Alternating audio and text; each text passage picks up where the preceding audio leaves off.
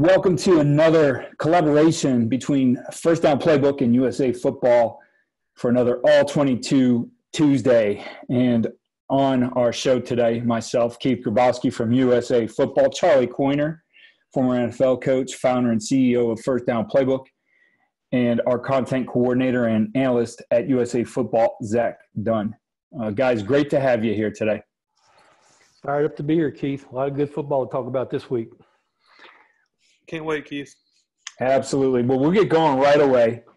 And it seems like I started to see a lot of gadgets this week. And one of them got the Buckeyes here, this one by Indiana. And they motion a guy over, and they're going to run just what looks like a receiver screen, but he's going to catch it and throw it to the tight end who's running wide open down the field. So I think a lot of keys to running trick plays the right way. They're little things, and that's some of the stuff we'll pick up when we look at it on video here. Very simple protection, and you have the tight end who's catching the ball kind of sneaking his way out, coming out a little bit late and behind those defenders who are running to what looks like a receiver screen here. From an empty formation, motioning him out. I think it's a creative use of the formation and the motion to really get the reaction you want out of the defense. So we'll take a look here at the video and point out a couple important things as you're looking at installing trick plays, and certainly things that you want to think about as the season goes on and start working on maybe some of these gadgets for later. So just right there, I think a very important thing, you see this guy come across, and I want you to notice he is a right-handed guy. Now, it's very important that when you're running this type of play, you know what hand the guy is throwing with, right? If this guy was a left-hander, he would have to flip his hips to make the throw. And you look at the timing of it, you just don't have all that much time. It's either going to get batted down or maybe he's going to get tackled right there. So because he's right-handed, though, he's going to be able to catch that ball, set his feet, and throw very quickly in a transition right here.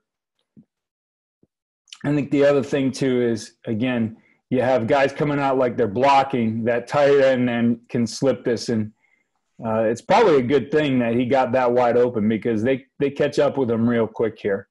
But very simple design play, and then you see everybody else just sliding away to make sure that quarterback's protected on his throw.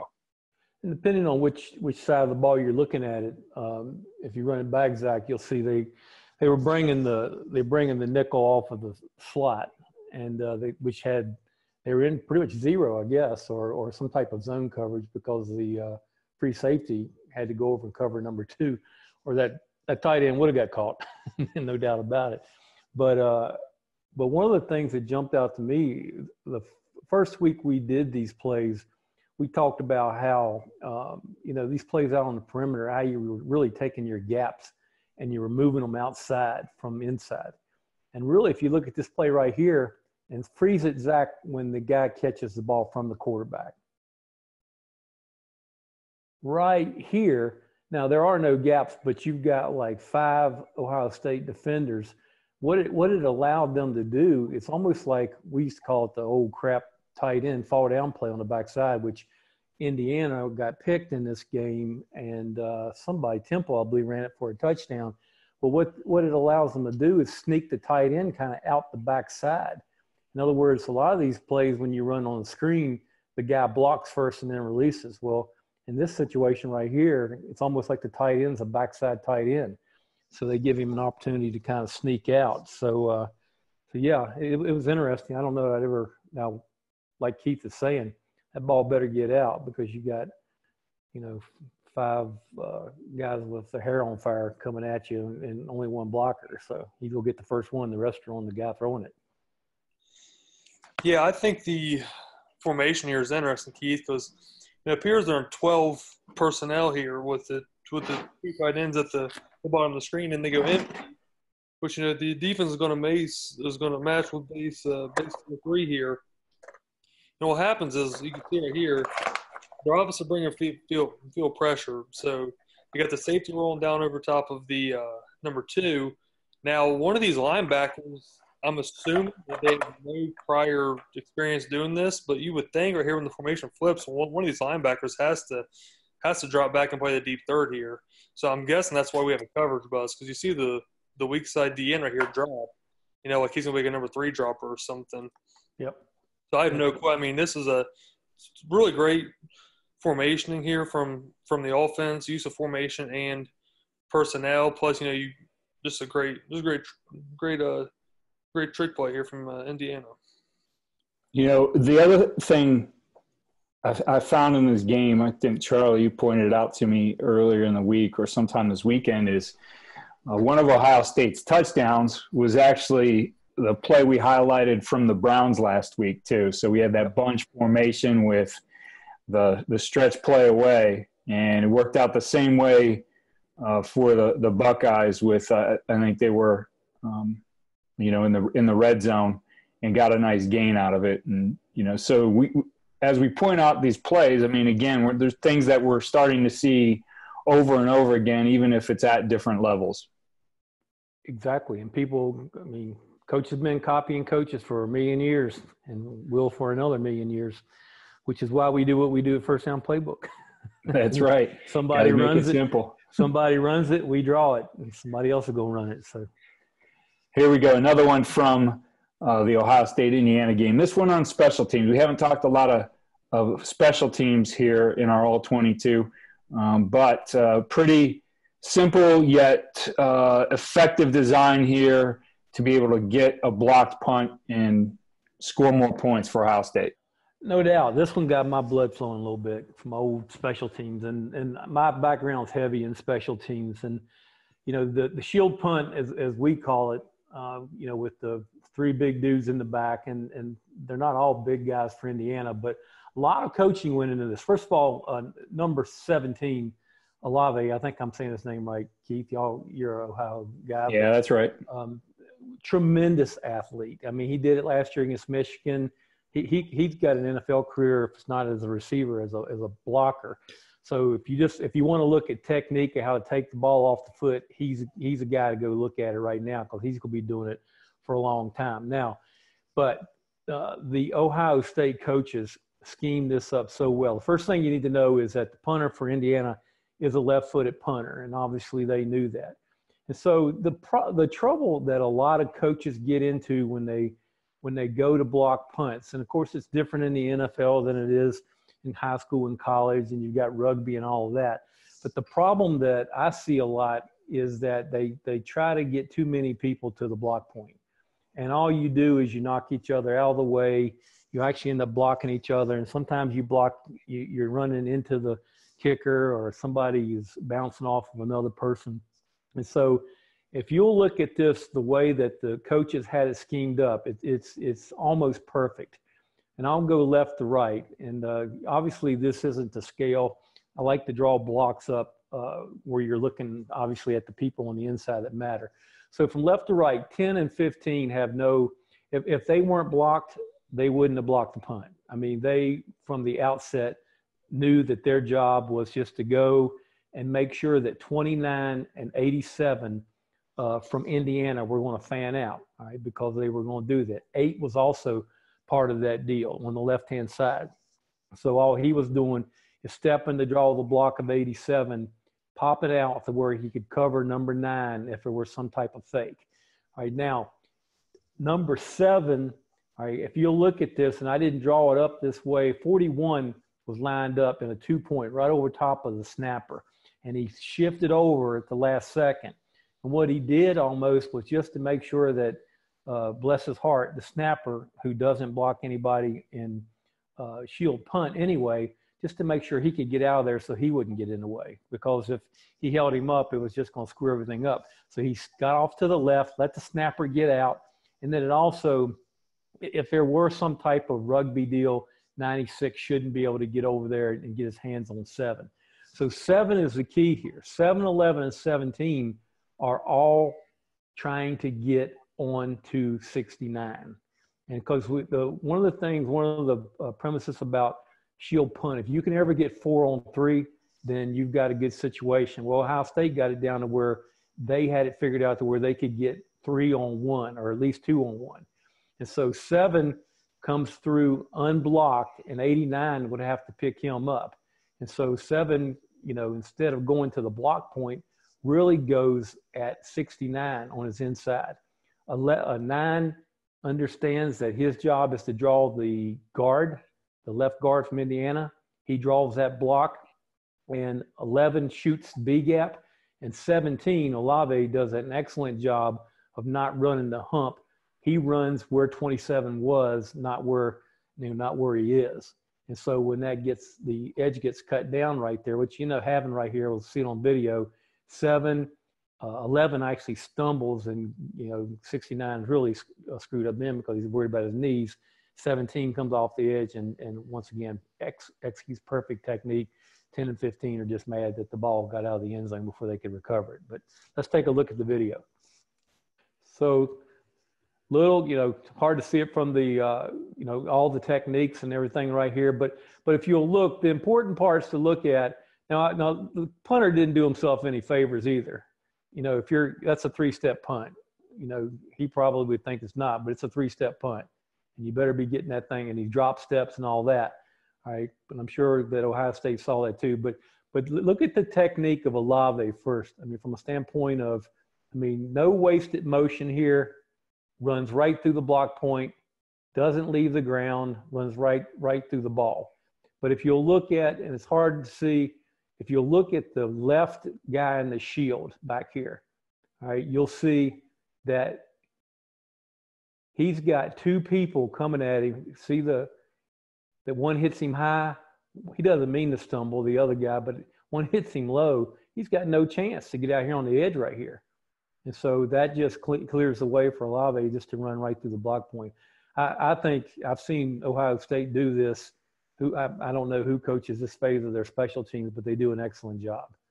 But the coaching point to me, for if you're in high school or college or whatever, look at the top of the screen right here. I want you to run back one more time, Zach. Look at the 2 guys from Ohio State. They've got no intention of blocking this.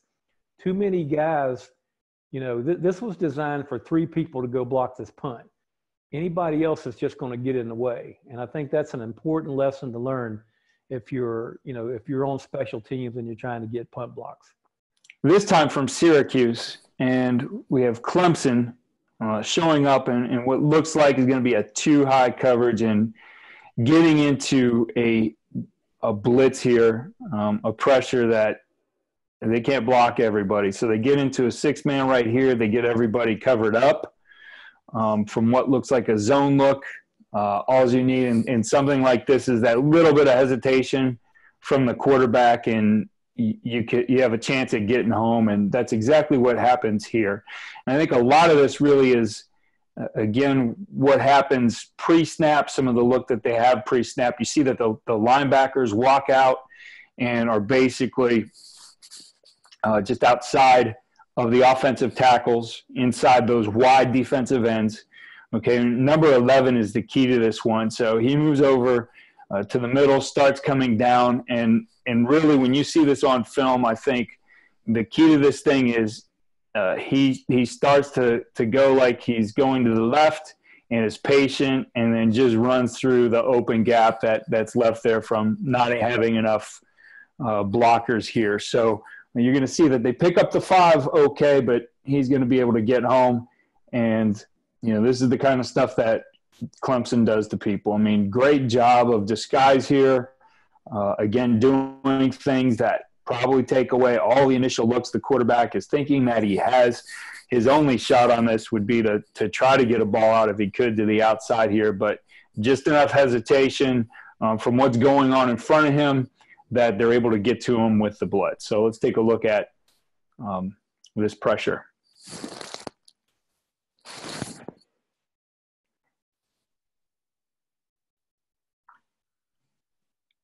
I think one of the things that you'll see, and there's a couple different versions of this, Zach, I'm not sure if we have it or not, but the calmness of how they went from almost like the 2 deep shell.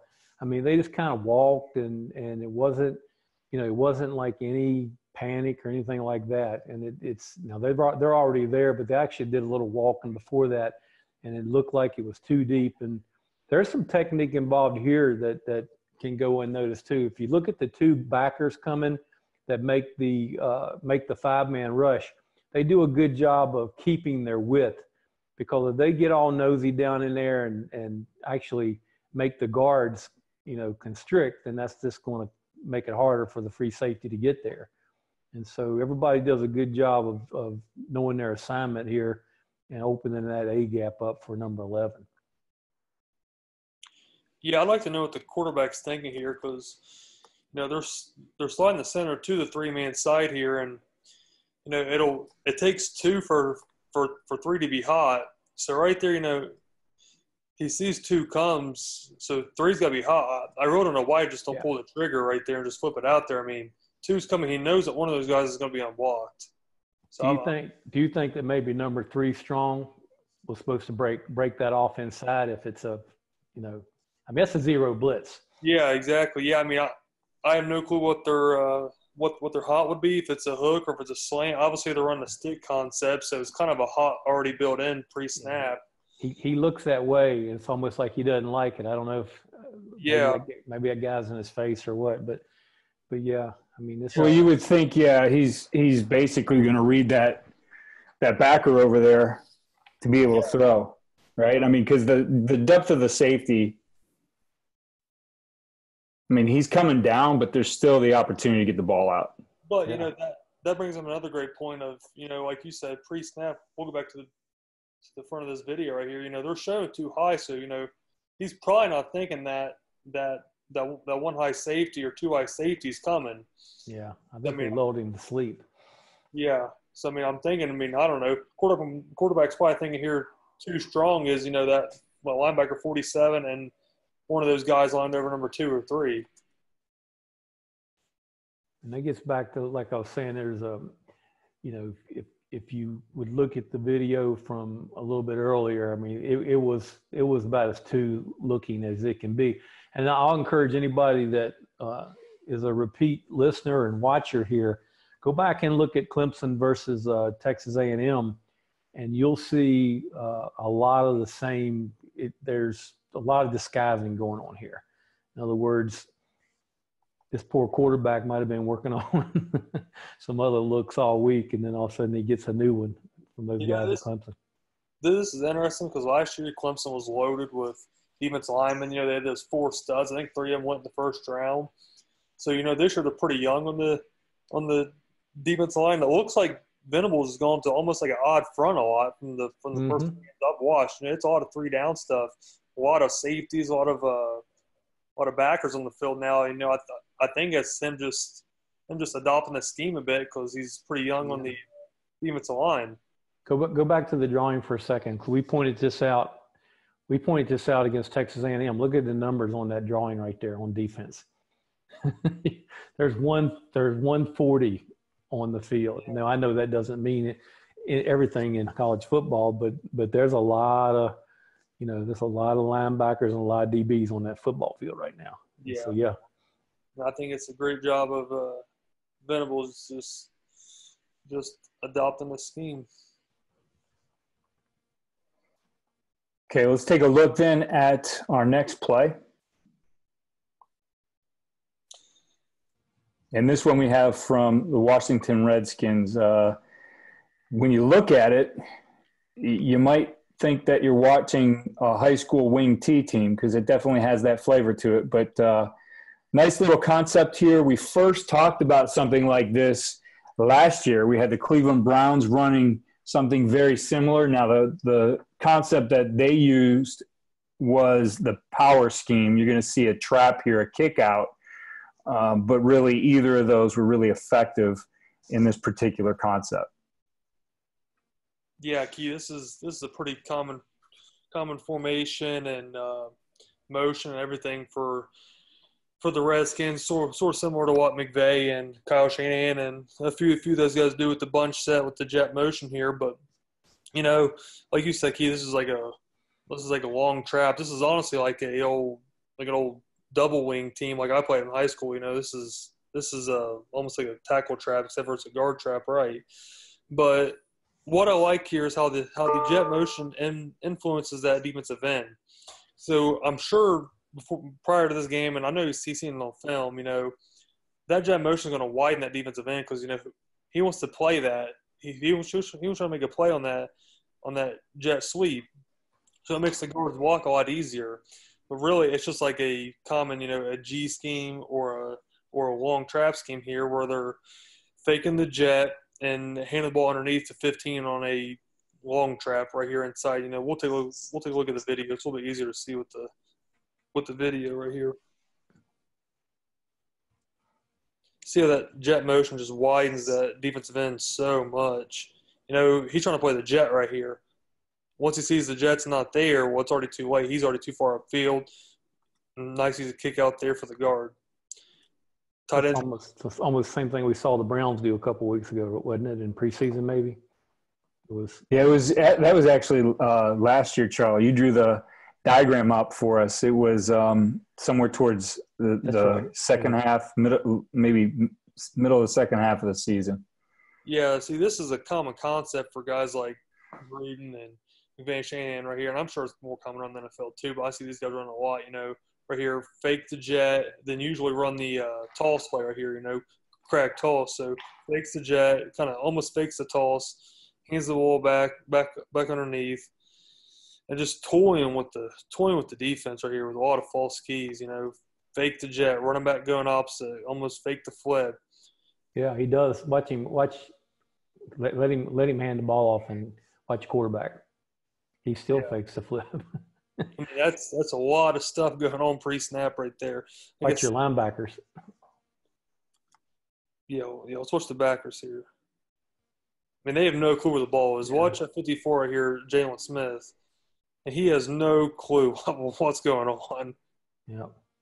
55 down here, he's in the same boat, has no clue what's going on. This, like he said, this comes back to almost like wing T single wing football right here. A million different things happening right here on this play. You could run you could run 3 or 4 plays right here off this same motion. You can give the jet, you can give that long trap, or you could run the old toss play right here. Fake the jet, flip the toss. And you're going to play action off of it, which I'm sure they have all that built in. And right here, like I said, watch the linebackers right here. They have no clue where the ball is. Look at the depth. They're sitting at 7 or 8 yards right here just standing still. They don't have a clue where the ball is. I wonder if the tight end was supposed to block out. Watch 10 at the end of the play. Let it go.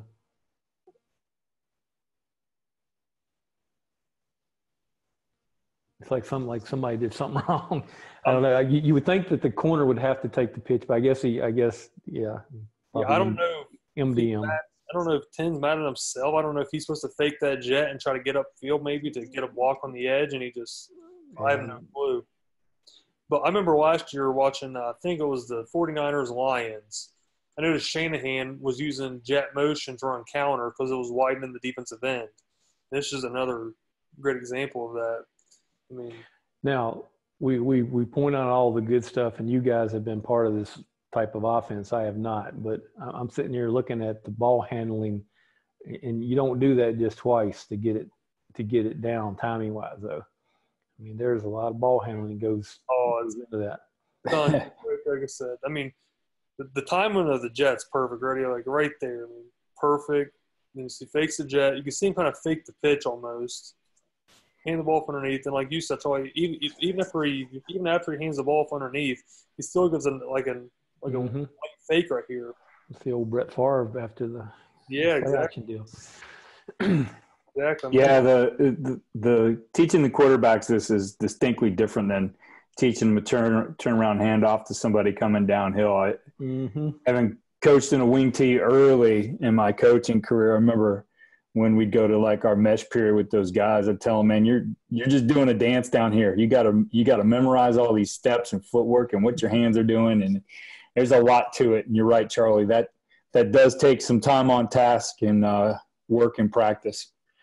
And Keith, you've been talking about this now, and you're going to talk about it here in a second again, I'm sure, for 2 or 3 weeks. More quarterbacks are showing up underneath the center, and it's not like it's not like it's all or 100% or anything like that, but there's a lot of this deception stuff that we talked forever about getting the quarterback in pistol and gun so they could see, right? Well, guess what? I'm looking at it as a defensive coach, which I was some, and if the ball's going back to the pistol and the gun, the defense can see it too. This thing here, man, right at this point, once again, like Zach was saying, these linebackers, they got no clue who's got it. The daggone guard might have as far as they know. That's what I like best about being under center is the backers, if it's, something like this or even this play action, right here, they can't see the ball anymore. They have no clue where that ball is going. I mean, they don't know if it's in the stomach of 10, if he's going to flip it. I mean, I think it's the best thing about being under center is that you can turn your back to the defense and you can kind of toy with the ball, and the defense has no clue. I think that when you're in the gun, you give one of those, token fakes in the gun, the backers and stuff, they can see the ball the whole time. So, I mean, I don't think the fake is as good. Like, I think right here, this is perfect right here. You get a good end zone shot of it right there. I mean, look at that. Defense cannot see the ball. Yeah, that's the key is the fake is not as good when the ball's in front. And it's not for as long either, right? When you think about under center, and Zach, you'll be putting up a blog on blogs.usafootball.com, one that I wrote about under center offense trending. And I particularly focused on Ohio State, who this past week took 27% of their first team snaps from under center. Now, very limited in what they were going to do, but it was primarily to run. Most of the runs were their stretch plays and then play action off of that. So, long sell on the run to get play action open. But, one of the key things is, his back is to the defense, him being the quarterback. Back's to the defense, ball is hidden, and that goes back to, you go back to the single wing days, and it was the spinner back, right? His first job was to catch that ball and get his back turned to the defense and deal cards from where he was standing. And, man, you didn't know who had the ball in that thing because there's people running everywhere. And that's exactly what we see here on this play. Watch these from this copy here one more time. I know we're beating the dead horse, at least I am. Watch the 2 backers and the 2 safeties. It's like – yeah, and they're NFL athletes now. They rally and get back in position in a hurry. But man, that's this is well executed. One thing I like about under center too is I think the angles are better for the back. I mean, when you're in the gun, it feels like inside zone's really the only thing that I like the angles under, or the angles on for the back. But when it comes to power or like wide zone or several other schemes, I don't like the back's angles. I mean, I feel like his footwork's almost awkward the way he's coming down. I don't think he can read the defense as well because I think he's coming across and he's not coming down. That's right. Yeah. I really believe, Zach, and having coached from gun, pistol, under center, pistol and under center can relate a little bit better. And we used to carry a little bit of a under center package when we were a pistol team. It becomes tougher to have the backs, read something that's downhill and then something across and find the consistency, because when you think about their vision, it is a slightly different picture because of the angles that they're coming at it. So definitely something, I want to continue to follow that trend of under center and look at some other teams. Again, we'll have that one on Ohio State and some of the things that we found in that one on blogs.usafootball.com. Well, again, we share all these trends during the season, and we are definitely starting to see themes. We're going to share more of these on our Trends Day. Wednesday is Trends Day podcast series on USA Football's Coaching Coordinator. Be sure to check that out. So we won't have the visual for you, but we go into a lot more of what we're seeing as far as the trends in college football, pro, and even high school as we get into the season. So be sure to check that out. and Charlie draws all these plays up and has them available in FirstDown Playbook. Charlie, where can our viewers find that?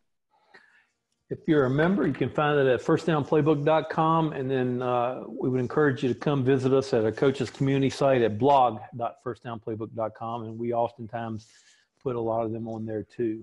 And yeah, Keith, this is getting pretty interesting. I just want to make sure we point out that from an educational standpoint, if you're a coach, we're sitting here looking at a play that, don't get me wrong, you have NFL players out there hitting each other, but even at the youth level, you got a lot of misdirection, and we draw plays up all the time for youth football, and this would fit right into the deal. So as far as things we talk about here educationally, you've got misdirection football, wing T type plays. We saw a Clemson, come out and get pressure with really nickel dime or quarters personnel, which if you're a high school coach, that should tell you right there that you don't need to have all big players. If you guys are out there with undersized personnel, it gives you an opportunity to do that. We saw Ohio State. I think that as much as that was great technique, I think that there's a whole lot of coaching that goes into that. And having watched people try to block punts at the high school level, there's a lesson to be learned there educationally from the standpoint of make sure not everybody has to get to the block point. Try to scheme up who gets to the block point. And then back to our initial play. It's a trick play. A lot goes into it, but really some very simple fundamentals. Ball's on the left hash, nice easy throw for your quarterback. Like Keith was pointing out, make sure your quarterback or the second thrower's got his shoulders turned the right way because you got it set up that way. And a lot to be learned from these 4 plays right here, regardless of whatever level you're coaching on.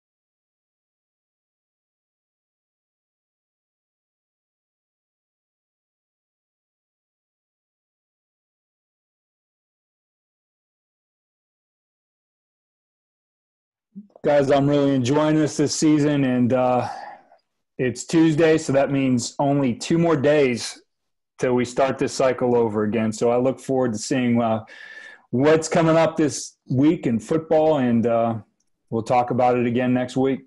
Thanks, Keith.